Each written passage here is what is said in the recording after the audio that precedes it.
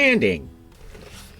It's something every kit is going to require and every modeler is going to have to learn. So when should I do it? How should I do it? What should I do it with? Hello everyone and welcome to the channel. I'm the model student and I thought it might be a good idea just to cover the topic of sanding and it being an integral part of the building process for any model. And as a new modeler, I remember wanting to get my tools, my nippers, and tweezers and the stuff that I saw that guys were using that I knew I was going to need. And obviously one of those was sanding. And so when I first started modeling, the most ready to get sander that I could find was these, which are just your typical nail file for filing, your nails. And they come in a pack. They were relatively cheap, I think $2 or $3 for a whole pack of different sizes and different grits. So we've got fairly coarse, we've got a little bit, less coarse, and then we've got a little bit finer here, into even more fine here by color. And these were serviceable, I suppose, to get started. I wouldn't recommend these, though. They kind of have a few aspects about them that make them really not too good for plastic modeling. They tend to turn to like powder. They tend to scratch a bit too much. The edges here, they tend to leave a groove if you're trying to sand something flat. They don't work the best. Now, sanding is, I think I've got one of these right here. I'll just use one of these. Sanding is, when do you sand? Well, that's something that each kit will produce, will present different times when it needs sanding. But typically, when we run up against seams that don't line up, I just use this as an example. This is just part of an incomplete kit playing here and just to kind of use as an example. Sometimes when you have a poor fit, if I come in close here, you can see the seam. And you can see how we have a step, here that you may want to sand off. You can always start with a knife by scraping. You can always start by scraping away the extra plastic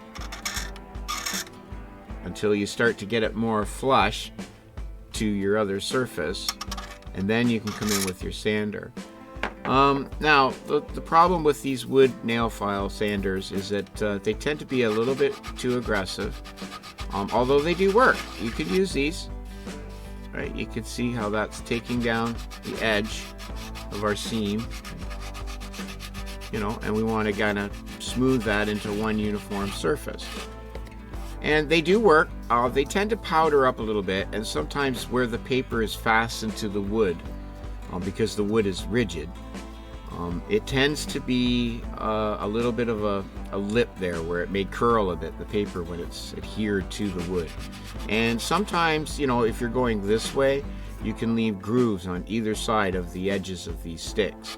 And, that can be a bit of an issue. So I would suggest if you're starting and you're using these, try to keep going sideways as much as possible. Even on something like this, you might want to kind of just sort of keep it to just the area that you kind of want to sand. But you can see how these, they don't last very long at all.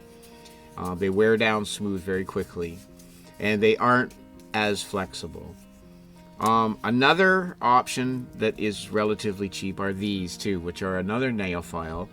And the nice thing about these, though, is that they're spongy. So they will conform to irregular surfaces. And they give you a range. You can see they got, hard, coarse to medium to fine. And, you've got even the buffing pad here if you wanted to bring something back to the plastic, like for instance on some Gundam kits, if you're not painting and you want to rebuff up that plastic, like a primer, a gum primer or something. This can even work for that. And these are relatively cheap. These are like $1, a couple dollars at any dollar store, any of that kind of place, you can find these pretty readily. Now, once you've sort of decided, okay, yeah, I want to build models, and I do need to build a more comprehensive toolkit, you'll start to come across these. Now, these you can get at any hobby store. Will have these. They're pretty generic. I mean, they'll be maybe labeled for any different hobby place or whatever, but they're basically generally, pretty generic. And they provide you with 4 different grits on one paddle. There's very fine, into the mediums, right into a coarse. And now this is my go-to sanding stick for most general purpose sanding while I'm building. This one you can see is worn down really well. And I like the way that these are flexible. They work in most applications for, larger stuff. And, just kind of sort of work it the same way that I was the other one. And you can see, just come at the edge of the surface that you want to sand. And just go, bit by bit. You don't want to go too aggressive. You don't want to heat the plastic up. So you want to just let the sort of sander do the work without too much pressure, and just let it work away until you're happy with the surface that you've got. And then you can reduce the grit as you go along, just to take out any sanding, like scratch marks that you may have left with the previous sanding. And these are very handy. I use this probably the most. Now, you can get with these different grits in smaller sizes. You can buy these on Amazon, AliExpress, at your local hobby store, anywhere. And they're relatively cheap. I think these were by Steady. And they come in just like a multi-pack of a bunch of different grits, different colors, so you can identify them. And these are very handy too for getting into like smaller spaces, in between details, where you may want to get in between something, say like maybe into corners, say, or in between into here somewhere, something like that. They get pretty handy to, come in and get into some of those spots. And these run, they're not too much, a few dollars a piece. I think in the case of this, you got like 20 of these for $15 or something. And these are very handy. And the nice thing about them, again, is that they're pliable, they're spongy, so they will conform to, different surfaces. And we have tapered ones so you can sort of get in. So they come in different shapes and grits. These are fine. I use these more for fine polishing stuff once I've sanded. You can also use a sanding block. This is good for, let's say, figures if you want to level feet, or if you want to get something along edge of something and you want to keep it straight and flat. It's nice to have a sanding block. Now, these are handy. These are cheap. You can get these at any, hardware or big box store, and they're just a little sanding block. And I just use, basically this is 120 that's been used a fair bit, so it's probably down to 160 now. And I use this for all kinds of stuff. I use this to create graphite with a pencil, different pencils I just shave off here, pastels. Also really good for if you want to keep feet flat so they'll stand with the figure. If you want to sand something, you want to make sure that it stays straight. You don't want it to, be ununiform. You want uniform surface. And these are very handy to have. You can also take pieces of foam like I have here and glue it to a popsicle stick. And you can cut pieces of, in this case, I think I have 600. I think I have 600 here. And you basically could just wrap it around a stick with some foam on it and just sort of use that to sand your surface. These are nice for larger surfaces if you want to get, maybe over top of something because it's smooth and it's not too abrasive. That kind of works too. You can make up your own sort of things. And you can also use small files, are handy, sometimes maybe a bit aggressive. You might want to use these files and maybe more aggressive sanders when you may be working with resin. This is just an example of a resin kit. Most typical resin kits are, like this. You'll get your multiple parts and you have to cut away. Instead of from a sprue, you'll have these mold points, and, I guess this would be like a sprue here. And you have to cut these and file and sand and be very careful because resin is more brittle. It tends to be more brittle than styrene, and its tendency to break and stuff is you know, kind of, it breaks easy. So, you know, you want to take your time, but you can use small files. This is a handy file. Something like these small little hobby files are handy. There are the glass files. This is one by Display. And these are really nice for filing down, like, say, your nub marks, edges. Very handy for Bandai or Gunpla kits that you may not be painting. You may want to just polish it down on the edge so that you're not sanding and, you know, buffing out that or making a whole area of the plastic not shiny but, you know, matted from the sanding. You can definitely clean it up with some of these and the polishing pads. So, you know, yeah, it's good to have a different array of things. I mean, I keep these. They're still handy when I'm doing, say, landscape work or, you know, sanding different things. It's not that I don't use them anymore, but I don't use them anymore for building. And I wouldn't recommend, if you're just starting and it's all you can get right away, go ahead. I mean, they're going to work fine for the beginning of your first projects kind of thing. But long term, I think you'll find that getting away from these as soon as possible is a great idea. Just because they're not as flexible as the proper ones like these.